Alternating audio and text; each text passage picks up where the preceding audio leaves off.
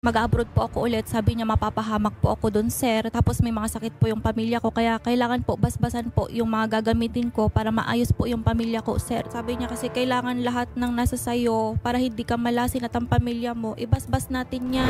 300 plus na po, sir, sunod-sunod. Tapos pag kailangan mo na, sir, sabi niya sa akin, ibabalik ko sa'yo, sabi niya, sir. Nung kailangan ko na, hindi naman na niya po sa akin ibigay yung pera ko, sir.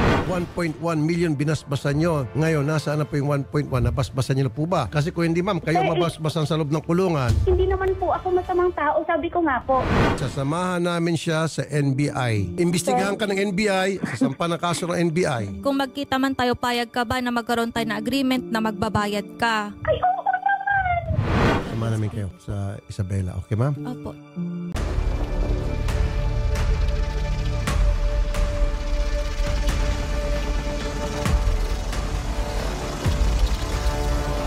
Mabot na ho sa 905,000 yung nga nagamit niyang pera. Same day, 3 transaction sa isang grocery. Malaki talaga siya na mag-grocery. Yung iba dito naka-installment pero big purchases kasi. Kung iisipin natin ho dito, no, ay hindi naman niya ito ginamit para basbasan yung credit card.